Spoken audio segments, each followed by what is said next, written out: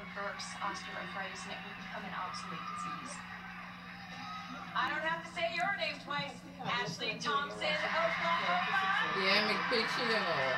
That's fine. After obtaining my Juris Doctorate, I hope to be a nonprofit and human rights attorney so that I can be on the breaking floor creating legislation that will help victims of human trafficking. And the last candidate advancing to the next level for a chance to become Miss America is Callie Walker, Alabama. I competed in Miss Alabama for 4 years. Seeing the swimsuit competition go away the Tuesday I was about to compete for swimsuit on that Friday was a little, wow, this is happening. But I do think sometimes change is hard, but change is good. Tonight is about more than what you see on this stage. Each year, the other 50 candidates go back to their states and communities to use their scholarships to do amazing things. We're highlighting some of these wonderful women tonight. Take a look at our first one. I'm Chantel Swidlin Krebs, Miss South Dakota 1997.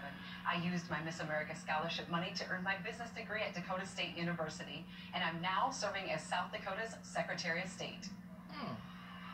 Congratulations to our top 15. One of them will become tonight's winner, and during her year's service, she will have all of her beautiful gowns provided by designer Sherry Hill. You won't want to miss our big surprise, because up next on right here, stay right here, everybody, on Miss America on ABC.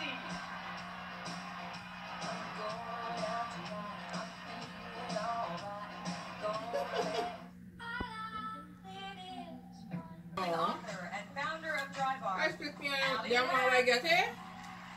Oh, them red one again. I think I ordered them online. Producer and my dog, Randy Jackson. Let's give it up for our judges. And let's have a huge thank you for our longtime accounting partners, the keepers of the judges' votes, Allison Philippone and her Ernst & Young team. It's time for tonight's first job interview. For the first time ever, the top 15 will face each other peer-to-peer and answer questions written by the other remaining finalists. The order of the questioners and the responders has been randomly chosen by Ernst & Young, so no one knows whose question they'll have to answer until right now. Oh, and this part of the competition, it's worth 25% of tonight's overall scores. On this table right here are 15 questions written by the candidates, and each will read her own question. Okay, here we go. Asking the first peer question is Nebraska. And answering that question is Connecticut. Nebraska? Change it. All right, what is your question, Nebraska? How would you encourage women without a fine arts background to compete in Miss America when historically only stage talents have excelled? We are heading into Miss America 2.0. We have the opportunity to showcase who women are on stage and off. I would encourage young women to get involved and showcase what they can do on stage. It doesn't have to be. I know what you mean, yeah. I can't remember if I had one in. You tell a young woman watching tonight who is dreaming of becoming Miss America. This week I really explored this question. The advice I would give to 8-year-old Ashley who dreamed of performing on the Miss Oklahoma and the Miss America stage is believe in yourself, but believe in your timing. In life, I've learned that timing is everything. And I truly feel like my time is now, and that's why I'm on the Miss America stage, and that's the message I want to share. Thank you so much. Well done. Idaho, step up to the mic. You're next. And Oklahoma, you're going to ask your question. How have your teachers and your education in general contributed to getting you here at Miss America? At the UC Davis, I am a minor in Chinese. And my Chinese professors have been instrumental in telling me that the place I start does not determine how far I can go. As a person who's half Chinese and a first-generation American, I'm so proud to have utilized my background and my education to have inspirational people along my way to tell me that anything is possible.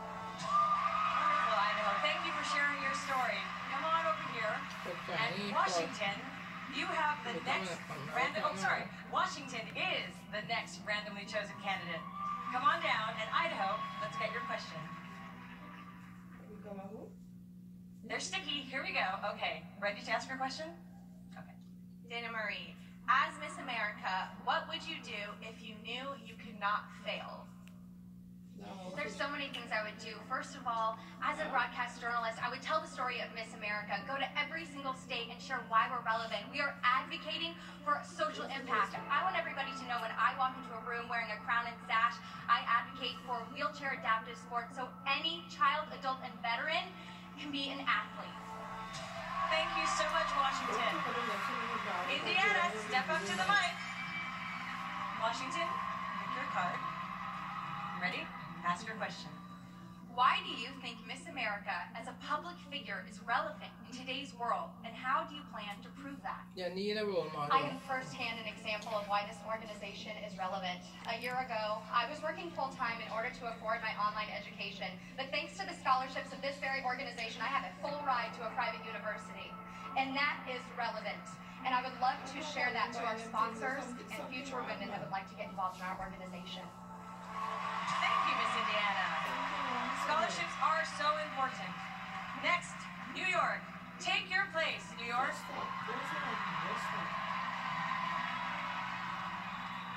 Indiana, ask your question.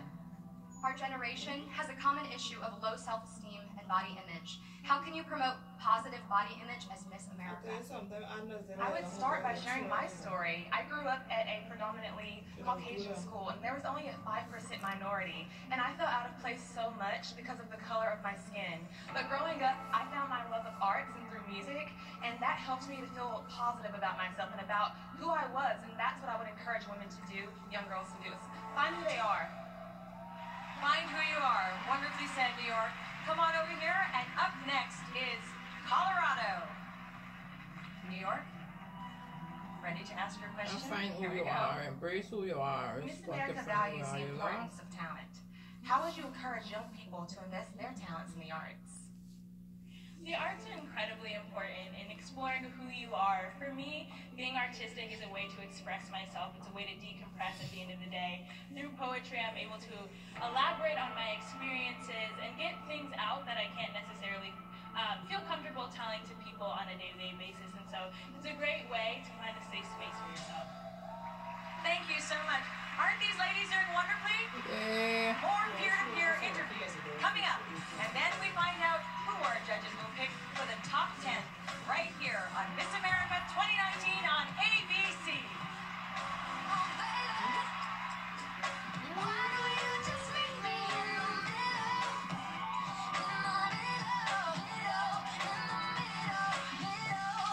Speaking appropriately on politics and also speaking her own opinion confidently.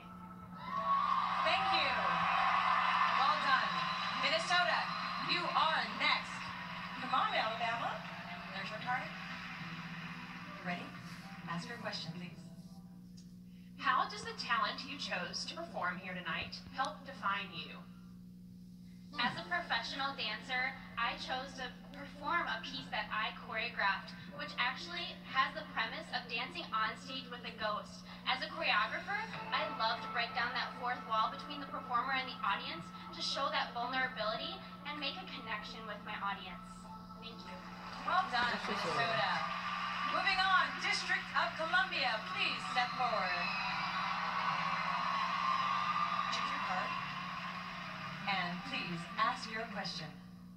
How do you empower women to overcome their fears? As a woman in technology, I am empowered by technology, and it has allowed me to turn my passion for music into a career. And so in order to empower women, I encourage them to discover their aha moments and figuring out what they love to do and how they can turn that into their careers and be empowered by their passions. Well said. Wisconsin is our next randomly selected candidate. District of Columbia, let's get your question. Ready? Ask your question. What do you hope to achieve as Miss America? My platform, my social impact initiative is called BOSS. That's all about building our soft skills and strengthening our future for not only students, but adults and my peers as well, knowing that they are capable of so much. As someone who competed 6 times for my state job and have been in this organization for 8 years, I want to be that source of empowerment for others to challenge themselves and to chase their dreams. Spoken like a true boss, Wisconsin. Massachusetts, please come forward. Ask away. Society is obsessed with technology and social media. How can we improve our face-to-face communication skills? Simply put, it's time to just put them down. Unfortunately, technology has made us dehumanize one another. We start to look at people as Democrats or Republicans, black or white. There's no gray area anymore, and that's really important in 2018. We're not just one kind of person. We're multifaceted, complex people, and the women on this stage, we represent that. Wow! Incredible. I am so impressed with all of these young women. Louisiana, step up to the mic. Massachusetts, come over here and ask your question. Ready? Ask away. What is the most difficult thing you've had to do in your life? I actually recently went through a hard time just in prelim competitions with pressure and stress. And I've never dealt with that before, but I've learned that with our friends, we can make it through. And I hope that as Miss America, I can promote my social impact, inspire others to get through, not on their own, but with their sisters and brothers around them. Thank you. Very nice, Louisiana. Sisterhood and brotherhood. We are down to our last 2. Florida, you're up. Okay, Louisiana. Ask your question. If crowned, what would you do to reach a more diverse audience? It's so important that Miss America, especially this time, Miss America 2.0, is relatable to all audiences, people from all backgrounds, all ethnicities. And it would be one of my priorities to make sure that I was relatable to all of those audiences and hopefully learn a little bit about them as well, because what's most important in being relatable is listening to others and their stories. Thank you so much. Well done, Florida. Florida. Come this way, don't try to run away. And finally, she was our last questioner, and now she's our last responder. Nebraska, are you ready? Ask your question. After everything that's happened the past few years, why is the United States still a global leader? As someone who's been born and raised in small town Nebraska, I'm proud of where I come from because we have a united community, people who are willing to reach out and help each other, and I think that's what the United States stands for. Because we're a melting pot of different cultures, races, religions, sexualities, and genders, we have been a really united front, and I think that's what makes us such a great superpower. Thank you. Thank you, ladies. Thank you, ladies. Let's give another round of applause for all of these articulate young ladies. These 15 strong and confident candidates will soon be 10 strong and confident candidates. It's elimination time coming up on Miss America 2019.